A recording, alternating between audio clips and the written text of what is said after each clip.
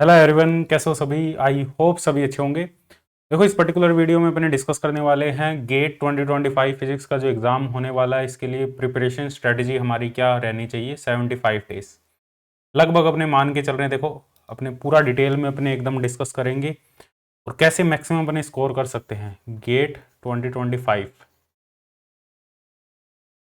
है ना। गेट 2025 अपने फिजिक्स के बारे में बात करेंगे भाई, फिजिक्स। अब लगभग देखो, जो आज डेट है वो लगभग 20 नवंबर है ना। तो नवंबर मैं काउंट नहीं कर रहा, मैं काउंट कर रहा हूँ दिसंबर, जनवरी, है ना। ये 2 मंथ तो पूरे हैं।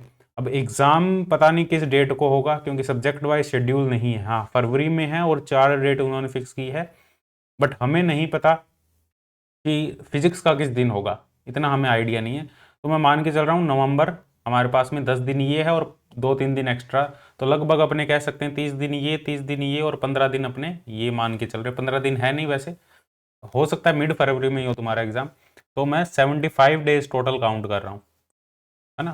तो टोटल 75 डेज है तुम्हारे पास में। तो 75 डेज में अपनी प्रिपरेशन को अपने कैसे बेस्ट तरीके से अपने कर सकते हैं, गेट की जो प्रिपरेशन है इसके बारे में अपने कंप्लीट डिस्कशन करेंगे ए टू जेड। अब देखो, गेट में सबसे इंपॉर्टेंट बात यह है कि गेट में एक अच्छी रैंक आना जरूरी है। देखो, क्वालिफाई करना जरूरी नहीं है, क्वालिफाई तो सभी का हो जाता है। मेन जो गेट का एग्ज़ाम है उसमें एक अच्छी रैंक होनी चाहिए, तभी फ़ायदा है ना। पीएचडी के लिए भी अच्छी यूनिवर्सिटी में जाओगे तो रैंक मैटर करेगी। और इसके साथ साथ में तुम यदि बार के लिए भी जाओगे तो भी रैंक चाहिए।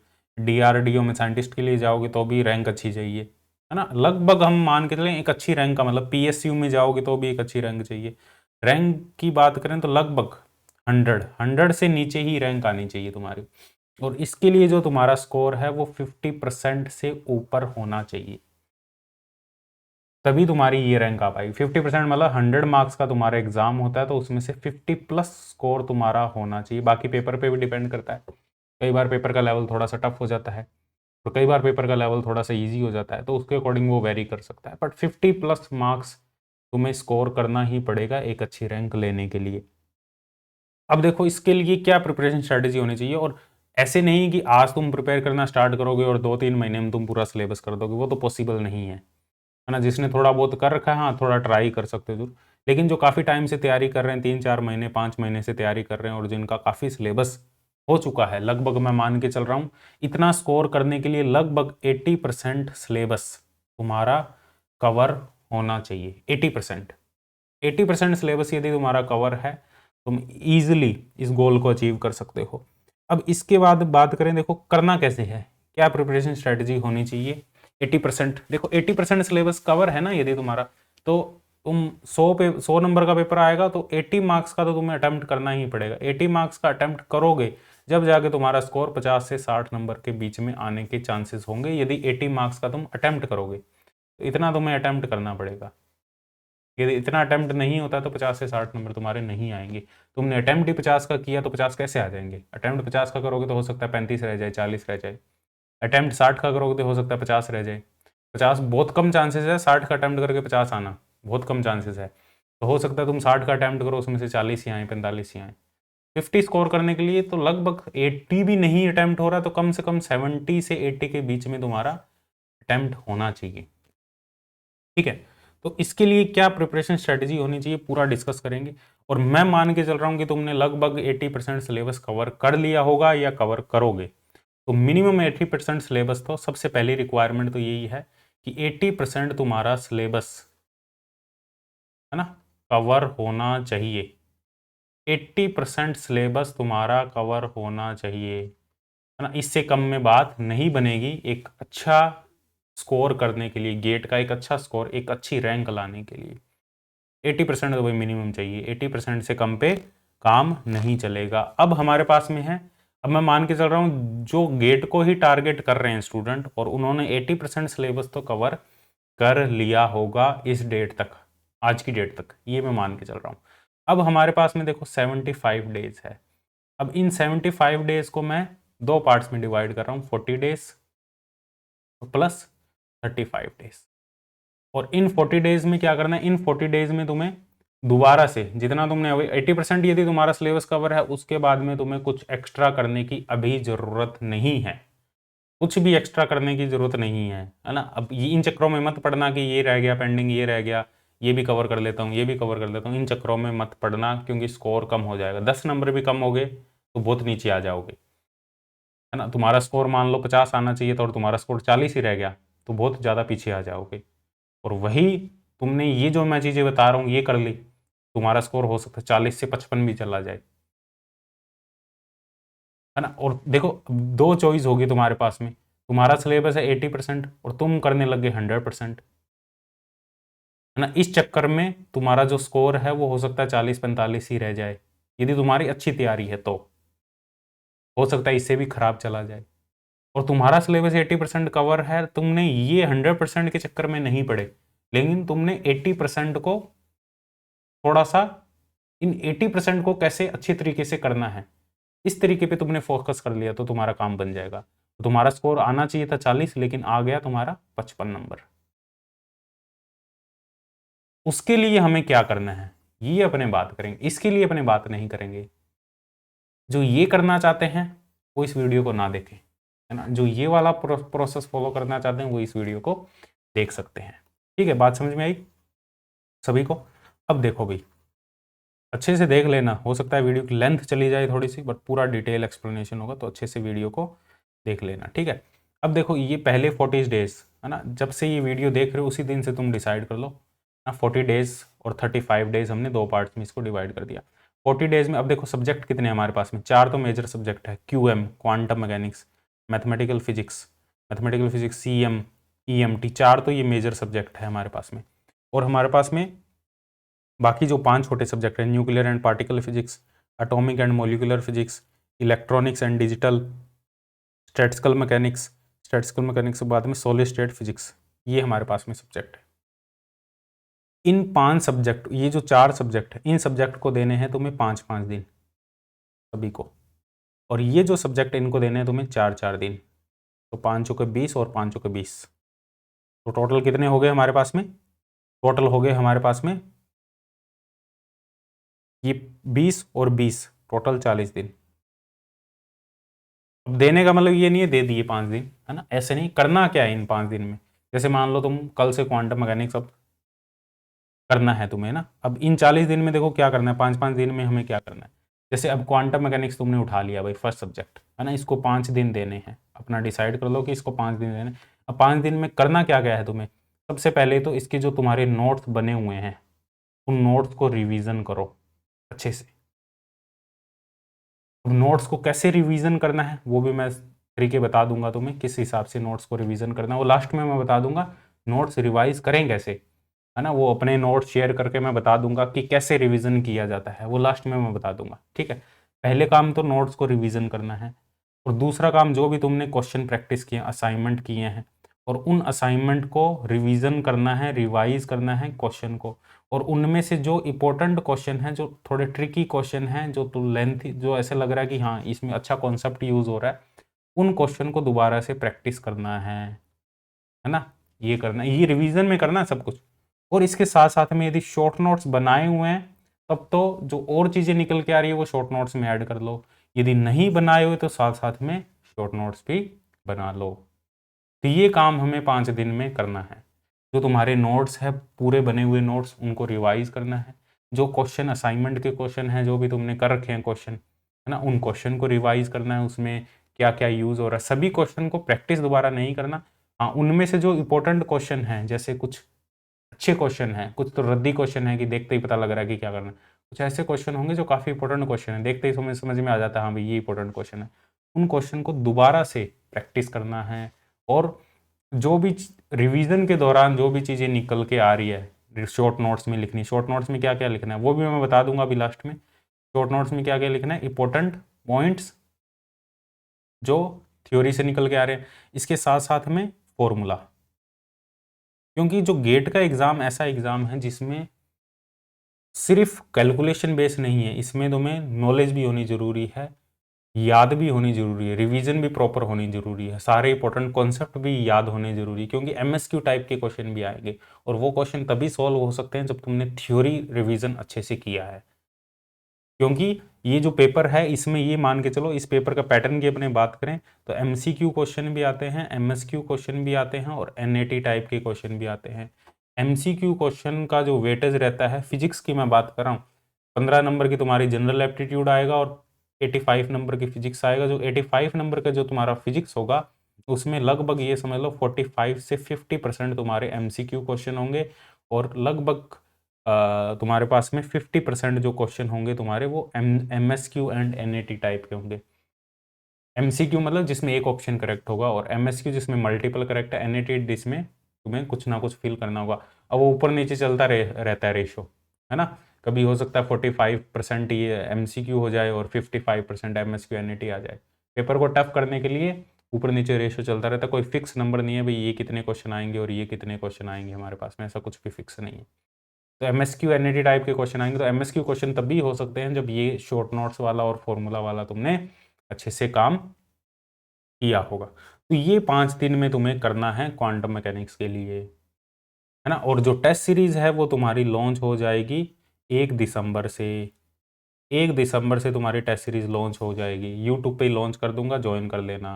और साथ साथ में तुम उसके पार्ट वाइज और सब्जेक्ट टेस्ट भी उसके दे सकते हो साथ साथ में। ऐसे ही फिर 5 दिन काम करना है तुम्हें एमपी के लिए, 5 दिन काम करना सीएम के लिए, 5 दिन काम करना ईएमटी के लिए। सेम, जिसके शॉर्ट नोट्स नहीं बने हुए वो शॉर्ट नोट्स भी बन जाएंगे, जिसके बने हुए हैं वो शॉर्ट नोट्स में कुछ ऐड करना है तो वो ऐड भी कर लो। तो ये 40 दिन तुम्हारे निकल जाएंगे भाई, यही 40 दिन तो यही निकल जाएंगे, एक्स्ट्रा कहाँ करोगे तुम। 80% यदि कंप्लीट है तो ये काम करना शुरू कर दो, अदरवाइज बहुत पीछे रह जाओगे, है ना। मैं पहले ही बता रहा हूँ, 100% के चक्कर में मत पड़ना, भी नोट कर लो। 100% के चक्कर में, 100% के चक्कर में नहीं पड़ना है ना, नहीं पढ़ना है। इसी में ही स्टूडेंट पीछे रह जाते हैं, ये लाइन लिख लो अपनी नोटबुक में। बात समझ में। अब बचे देखो, अब ये काम हो गया तुम्हारा, है ना। अब बचे 35 दिन। अब 35 दिन में देखो, अब इनको भी मैंने 2 कैटेगरी में डिवाइड किया है, जो हमारे 35 दिन हैं। अब इन 35 दिन का क्या करना है भाई, क्या करें इन 35 दिन का। तो रिवीजन हो चुका है, अब हमें क्या करना है, अब हमें करना है इसको डिवाइड कर दो 20 दिन और 15 दिन, 35 दिन को। अब ये 20 दिन दोबारा से वही काम, ठीक है, 2-2 दिन, 2 days ईच सब्जेक्ट। अब यहाँ पे क्या करोगे तुम, यहाँ पे भी तुम्हें जो शॉर्ट नोट्स है, only short notes, only short notes, short notes 2 time, यहाँ शॉर्ट नोट्स 2 टाइम रिवाइज करने हैं तुम्हें। 2 टाइम का मतलब 2 दिन में 2 बार, एक दिन में 1 बार हो जाएगा एक subject. Short notes only, short notes 2 time plus test part wise, ना सब्जेक्ट वाइज या जो भी पार्ट वाइज है वो टेस्ट देना है। बस ये काम करना है तुम्हें हर 2 दिन में। पार्ट वाइज 2-2 टेस्ट तो होंगे ही सभी सब्जेक्ट के। अपने जो टेस्ट सीरीज लॉन्च करेंगे इसमें भी 2-2 होंगे, मिनिमम 2-2 होंगे, बाकी देखते हैं 3-3 भी रखें या ना रखें, बट मिनिमम 2-2 तो होंगे ही। तो ये काम तुम्हें करना है। तो कितने सब्जेक्ट है, 9 दूनी 18, 18 सब्जेक्ट है, सॉरी 9 सब्जेक्ट है, तो 18 दिन यहाँ चले जाएंगे तुम्हारे, 18 दिन यहाँ चले, बचे 2 दिन। और उन 2 दिन में, बचे 2 दिन, 2 दिन में क्या करना है देखो भाई, 18 दिन चले गए, 2 दिन बचे, 2 दिन में क्या करना है, 2 दिन को 2 पार्ट्स में डिवाइड कर लो। एक दिन में तुम्हें करने हैं वो 4 मेजर सब्जेक्ट और एक दिन में करने हैं 4 माइनर सब्जेक्ट, इनके शॉर्ट नोट्स रिवाइज करने हैं। तो कितनी कितनी हमारे पास में कितनी रिवीजन होगी, कितनी रिवीजन होगी देख लो। एक तो पहले होगी थी, 2 बार यहाँ होगी 3 बार, और 1 बार यहाँ होगी 4 बार। ये यहाँ काम हो गया। तो ये टेस्ट भी हो जाएंगे पार्ट वाइज, सारे सारे पार्ट वाइज टेस्ट हो जाएंगे। और हमारे पास में 15 दिन भी बच गए। मान लो 10 ही बचे, 15 नहीं बचे, मान लो 10 ही बचे हमारे पास में, 15 बचे ही नहीं। 5 दिन तुम्हें रिलैक्सेशन दे दिया ना। अब इन 10 दिन में तुम्हें क्या करना है, इन 10 दिन में देखो तुम्हें, अब इन 10 दिन में तुम 2 दिन में, सॉरी इसमें तुम्हें एक दिन में, एक दिन में 2-2 सब्जेक्ट, रिवीजन करने हैं, जैसे MP CM कर लिया एक दिन, है ना, और फुल लेंथ दे दिया, फुल लेंथ, फिर एक दिन और, फिर क्वांटम और EMT रिवाइज कर लिया एक दिन में, और उसी दिन फुल लेंथ दे दिया, या एक दिन के गैप में फुल लेंथ दे दो, क्योंकि फुल लेंथ 4-5 इनफ होंगे, कोई दिक्कत वाली बात नहीं। फिर एक दिन और यही काम करना है, फिर एक दिन और यही काम करना है, एक एक बार रिवीजन और यहाँ होगी कितनी, 5 बार रिवीजन होगी। तो 10 दिन में ये काम करोगे और यहाँ पे फुल लेंथ भी तुम्हारे कवर हो जाएंगे पूरे, यहाँ फुल लेंथ भी तुम्हारे कवर हो गए। अब क्या काम करना है तुम्हें, अब बचे तुम्हारे लास्ट के 5 दिन। अब 5 दिन तुम फ्री हो जाओगे, है ना, अब कुछ नहीं करना तुम्हें, अब जस्ट शॉर्ट नोट्स को जितना हो सके लास्ट तक पढ़ते रहो, पढ़ते रहो, पढ़ते रहो, बस पढ़ते रहो शॉर्ट नोट्स को जितना हो सके, है ना, जितना हो सके शॉर्ट नोट्स को पढ़ते रहो। तो यहाँ होगी तुम्हारी 6 बार रिवीजन। अब यहाँ कोई करना चाहे तो 10 बार भी कर लो, 8 बार भी कर लो, पर इतना इनफ होगा, कोई दिक्कत वाली बात नहीं। इतना यदि काम कर लोगे तो मैं गारंटी के साथ में कहता हूँ तुम्हारे 55 प्लस मार्क्स आ जाएंगे, 55 प्लस मार्क्स तुम्हारे आ जाएंगे, यदि इतना काम तुमने कर लिया ईमानदारी से, है ना, ऑनेस्टी के साथ में इतना काम कर लिया, ऑनेस्टी के साथ में भाई, ऑनेस्टी के साथ में इतना काम कर लिया तो तुम्हारे पक्के 55 प्लस नंबर आ जाएंगे, ये लिख के ले लो, है ना, डेफिनेटली आ जाएंगे। तो ये तुम्हारी कंप्लीट प्रिपरेशन स्ट्रेटजी है।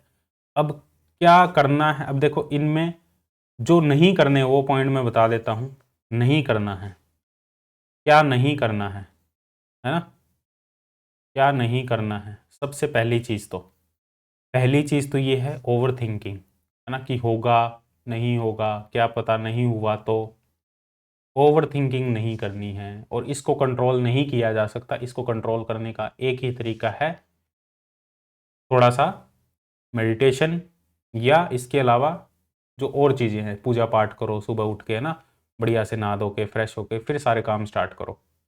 ओवर थिंकिंग नहीं होनी चाहिए। और ओवर थिंकिंग कब नहीं होगी, ओवर थिंकिंग कब ज़्यादा होती है, जब अपने काम नहीं कर रहे होते और सोच ज़्यादा रहे होते हैं।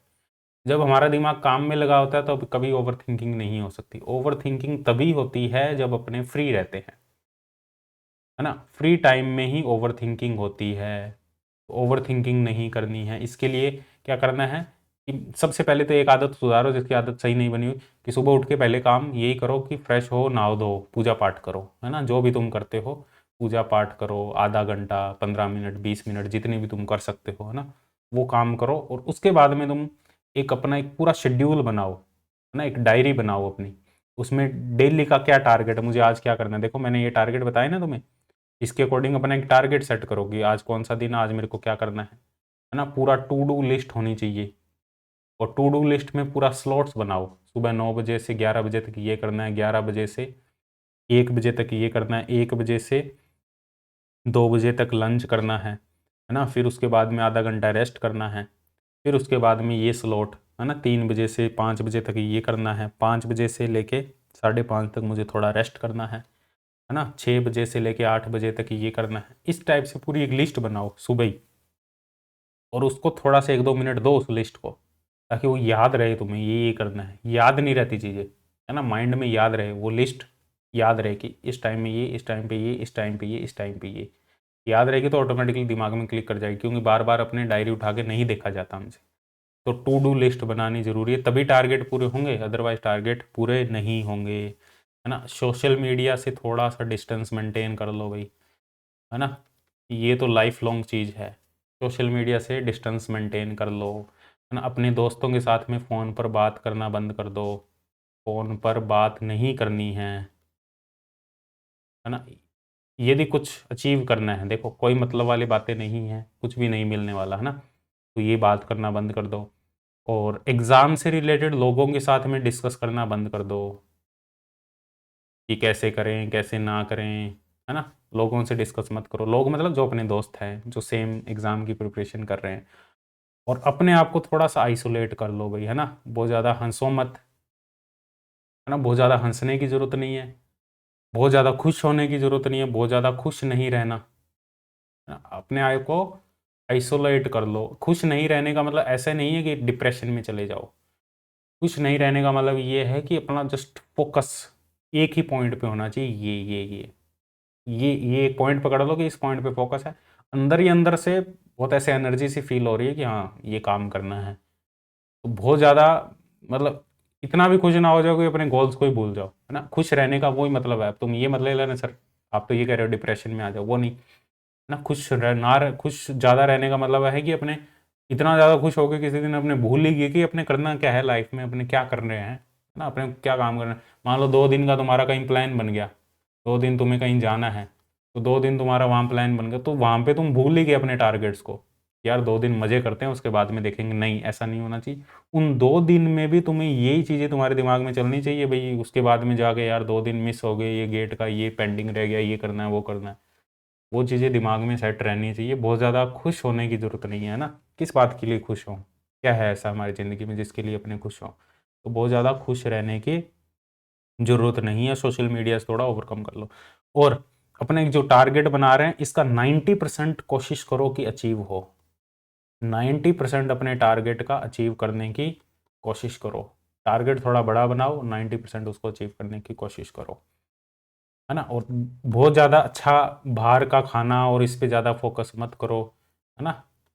बाहर का खाना इन चीज़ों को थोड़ा सा अवॉइड करो, ना। घर का जो बना हुआ है वही खाना खा लो। बहुत ज़्यादा इस पे दिमाग मत लगाओ, ये कपड़े लेने हैं, ये जूते लेने हैं, है ना, यहाँ घूमने जाना है, उससे बात करनी है या उससे बात करनी है आज शाम को, है ना, आज शाम को ये मूवी देखनी है, ये वेब सीरीज़ देखनी है, ये कंप्लीट करनी है। वो वहाँ फोकस नहीं होना चाहिए। फोकस एक ही काम पे होना चाहिए ना। फोकस बनेगा तो सारी चीज़ें ऑटोमेटिकली आ जाएगी। तो ये चीज़ें ज़रूरी है भाई, है ना। और प्रिपरेशन में क्या ज़रूरी है करना, वो है शॉर्ट नोट्स। तो भाई सबसे इंपॉर्टेंट है, जिसने नहीं बनाए और जो ये गलती करेगा नहीं बनाने की, वो ज़रूर बना लें। शॉर्ट नोट्स तो मस्ट है। और उसके बाद में मल्टीपल रिवीजन, एटलीस्ट 5 टाइम, है ना। ये तो करना ही करना है, और ये 5 टाइम तभी हो पाएगी जब तुम जो मैंने शेड्यूल दिया है उसको तुम फॉलो करोगे, है ना। प्रैक्टिस क्वेश्चन, क्वेश्चन प्रैक्टिस करना जरूर, ऐसे नहीं कि अब क्वेश्चन प्रैक्टिस करना तुम छोड़ दो, क्वेश्चन प्रैक्टिस करना जरूरी है ना। मॉक टेस्ट सबसे इंपॉर्टेंट, मॉक टेस्ट, है ना, इसको नहीं छोड़ सकते भाई, है ना। ये गलती मत कर देना कि तुम मॉक टेस्ट नहीं दे रहे। क्यों होता है, कई बार बच्चों को डर लगता है कि कहीं पता नंबर कम आ गए तो क्या होगा, ये वो, है ना। तो ऐसे डरने की जरूरत नहीं है, तो मॉक टेस्ट जरूर देने हैं। और भगवान पे भरोसा जरूर रखना, है ना।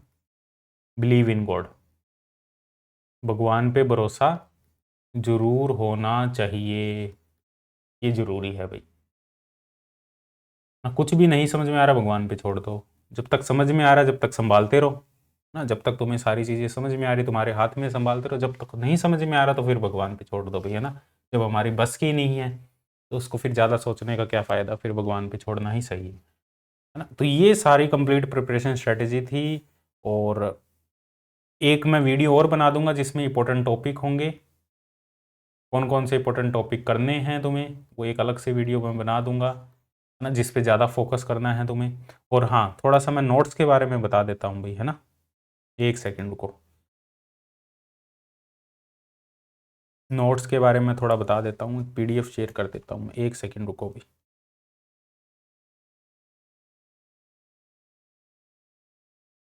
मैं अपने नोट्स निकाल लेता हूँ, है ना।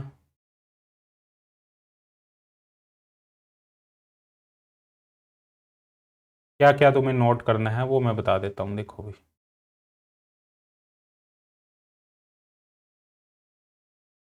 देखो मैंने क्लासिकल मैकेनिक्स के ही देख लेता हूँ मैं ना, क्लासिकल मैकेनिक्स, क्योंकि मैंने वो टेलीग्राम पे भी शेयर किए हैं नोट्स क्लासिकल मैकेनिक्स के। ठीक है, उससे तुम्हें थोड़ा आइडिया लग जाएगा, बढ़िया। एक सेकेंड रुको भाई।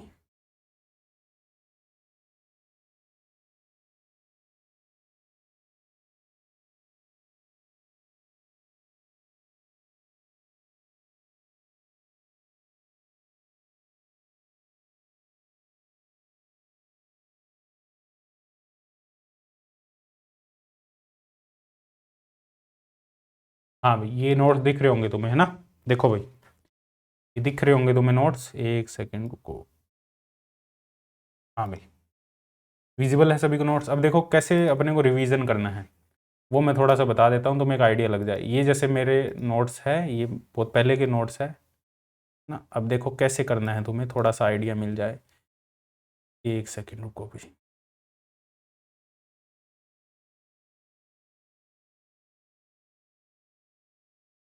हाँ, ये देखो नोट्स है। अब ये इसमें देखो कुछ भी नहीं करना, एक तो तुम्हें पता होना चाहिए जैसे ये।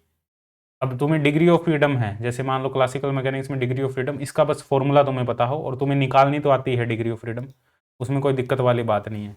अब यहाँ पे बस तुम्हें क्या पता हो, इस डिग्री ऑफ फ्रीडम का फॉर्मूला क्या है, और एक दो रिवीजन कर लो भाई निकालते कैसे हैं। डिग्री ऑफ फ्रीडम कहते किसको है, जनरलाइज कोऑर्डिनेट को डिग्री ऑफ फ्रीडम कहते हैं। इसमें और कुछ शॉर्ट नोट्स में लिखने की जरूरत नहीं है, ये तुम्हें आती है निकालनी। तो एक बार रिवाइज कर लो। देखो जैसे रिवीजन के तौर पे क्या करोगे, हाँ इसकी डिग्री ऑफ फ्रीडम कैसे निकालेंगे, थोड़ा सा सोचो, दिमाग लगाओ, है ना। इसकी डिग्री ऑफ फ्रीडम कितनी होगी, इसकी डिग्री ऑफ फ्रीडम कितनी होगी, इस सिस्टम की कितनी होगी, वो सोच लो। और लिखने की जरूरत नहीं है, लिखने में एक फॉर्मूला dn-k, बस, है ना। और इसके बाद में जैसे कंस्ट्रेंट कितने टाइप के होते हैं, होलोनोमिक, नॉन होलोनोमिक, ये अपने शॉर्ट नोट्स में लिख लो। होलोनोमिक कौन से होते हैं, नॉन होलोनोमिक कौन से होते हैं, है ना। तो इनमें डिफरेंस क्या है वो लिख लो। और इनके भी दो टाइप होते हैं, नॉन होलोनोमिक और होलोनोमिक के भी दो टाइप होते हैं, वो दो टाइप लिख लो। क्लेरोनोमिक एंड रियोनोमिक, ये दो टाइप के कंस्ट्रेंट होते हैं, बस इतना लिख लो, इससे ज़्यादा लिखने की जरूरत नहीं है। अब अपने बात करें, अब देखो इसमें अब मेन चीज़ यहाँ पे आ जाती है, डी एलम्बर्ट प्रिंसिपल क्या है, डी एलम्बर्ट प्रिंसिपल की डेफिनेशन, और इनमें ये सभी टर्म क्या रिप्रेजेंट करती है, ये सारी चीज़ें तुम्हें शॉर्ट नोट्स में लिखनी है ना। और उसके बाद में जनरलाइज वेलोसिटी क्या है, जनरलाइज फोर्स क्या है, जनरलाइज डिस्प्लेसमेंट, या इनके फॉर्मूले, इनको कैसे यूज़ करते हैं, है ना। ये जनरलाइज फोर्स का फॉर्मूला है, ये सारी चीज़ें तुम्हें पता होनी चाहिए। और लैग्रांजियन इक्वेशन ऑफ मोशन तो तुम्हें पता ही है in terms of generalize force, ये शॉर्ट नोट्स में होनी चाहिए। इसमें और क्या बनाओगे शॉर्ट नोट, सारी चीज़ें नहीं लिखोगे शॉर्ट नोट्स में। हाँ, अब सिंपल पेंडुलम है तो इसका लैग्रांजियन क्या होता है वो शॉर्ट नोट्स में लिख लो, ताकि वो डायरेक्ट भी याद रहे, है ना। उसका लैग्रांजियन क्या है, और इंपॉर्टेंट लैग्रांजियन सभी नहीं लिखने। और हाँ, ये जनरलाइज फोर्स और सिंपल फोर्स के अलग अलग कंपोनेंट में क्या रिलेशन है और उनको कैसे निकालते हैं, तो ये लिख लो शॉर्ट नोट्स में, ठीक है। और लैग्रांजियन को अपने अलग अलग कोऑर्डिनेट सिस्टम में काइनेटिक एनर्जी क्या होती है वो शॉर्ट नोट्स में लिख लो। और बहुत, ये देखो ये सभी काइनेटिक एनर्जी अलग अलग कोऑर्डिनेट सिस्टम, ये शॉर्ट नोट्स में होना चाहिए। इसके अलावा कुछ लिखने की ज़रूरत नहीं है। अब जैसे कोई क्वेश्चन देखा तुमने, इस क्वेश्चन में हमें क्या कैलकुलेट करना है ना। कुछ क्वेश्चन ऐसे होते हैं जिसमें हमें एक दो टाइप के क्वेश्चन होते हैं अलग अलग, जिसमें तुम्हें कुछ अलग दिख रहा हो जिस क्वेश्चन में, उस क्वेश्चन में वो मान लो कोई क्वेश्चन तुमने सॉल्व किया, इस क्वेश्चन को सॉल्व किया, है ना। इस क्वेश्चन में तुम्हें कुछ अलग दिखा कि ये अलग कॉन्सेप्ट है भाई, उस कॉन्सेप्ट को नोट कर लिया। जैसे यहाँ तो ऐसा क्वेश्चन नहीं आया अभी तक। जैसे एक ये क्वेश्चन है, जैसे इसमें हमें पता है कि ये जो रिलेशन है इनको कैसे प्रूव करते हैं, ये रिलेशन, ठीक है, ये इनमें कैसे रिलेशन निकालते हैं, ये रिलेशन वाले क्वेश्चन इंपॉर्टेंट है। देखो अब इसमें नोट करने वाली चीज़, जैसे मोमेंट ऑफ इनर्शिया, इसका मोमेंट ऑफ इनर्शिया आ गया भाई, रोड का मोमेंट ऑफ इनर्शिया इसका कितना होता है, ml²/12, ये शॉर्ट नोट्स में होना चाहिए। और पैरेलल एक्सिस थ्योरम से इतना आएगा, ये शॉर्ट नोट्स में होना चाहिए, ठीक है भाई, बात समझ में आ रही है। ऐसे इस टाइप से तुम्हें रिवीजन कर, तो शॉर्ट नोट्स बहुत ज़्यादा नहीं, तो एक सब्जेक्ट के शॉर्ट नोट्स बनाओगे तो 10 पेज, हार्डली 10 पेज बनेंगे, 10 पेज से ज़्यादा नहीं बनेंगे शॉर्ट नोट्स, A4 साइज के यदि पेज की अपनी बात करें, तो इस टाइप से अपने शॉर्ट नोट्स बना सकते हैं भाई। क्या बात समझ में आ रही है सभी को, बताओ भाई, एक सेकंड रुको, गया, हाँ, क्या क्लियर है सभी को, इतना क्लियर है ना। और तो कोई चीज़ें नहीं है बताने वाली। बाकी देखो यार, अटेम्प्ट 80 नंबर का करोगे तभी स्कोर कर पाओगे 50 से 60 नंबर के बीच में, है ना। मैक्सिमम अटेम्प्ट 80 करना है, मिनिमम अटेम्प्ट 70 तो करना ही है, क्योंकि गेट का अपना एक लेवल है ना। गेट वाले बहुत सोच समझ के पेपर बनाते हैं, और वो ऐसा ही बनाते हैं कि इतना अटेम्प्ट हो सके, जो मैक्सिमम स्कोर करने वाला है उसका मिनिमम 70 का तो अटेम्प्ट होता ही होता है। जिसके अच्छे जो टॉप रैंकर्स होते हैं उनका minimum 70 score, minimum 70 marks attempt करते हैं वो, तब जाके उनका स्कोर 50 से 60 नंबर आता है। और वो तभी अटैम्प्ट हो पाएगा जब ये चीज़ें जो मैंने बताई है ये चीज़ें तुम करोगे। बाकी जो इंपॉर्टेंट टॉपिक है, कौन कौन से इंपॉर्टेंट टॉपिक तुम्हें करने हैं उनकी लिस्ट मैं कंप्लीट शेयर कर दूंगा, है ना, जो जिन पे तो तुम्हें फोकस करना ही करना है। हाँ, बाकी एक चीज़ और, एक चीज़ और कि शॉर्ट नोट्स मैंने यूट्यूब पर एक गेट क्रैश कोर्स भी डाला है, वो भी ज़रूर देख लेना, 1-1 घंटा रोज़ देख लेना गेट क्रैश कोर्स। वो पहले का है, पिछला पिछला जो, उसमें लगभग सारे सब्जेक्ट है, एक इलेक्ट्रॉनिक्स नहीं, इलेक्ट्रॉनिक्स में मैं करवा दूंगा, इलेक्ट्रॉनिक्स भी मैं करवा दूंगा अभी ना, गेट क्रैश कोर्स वो ज़रूर फॉलो कर लेना, उसका जो लिंक है तुम्हें डिस्क्रिप्शन में मिल जाएगा।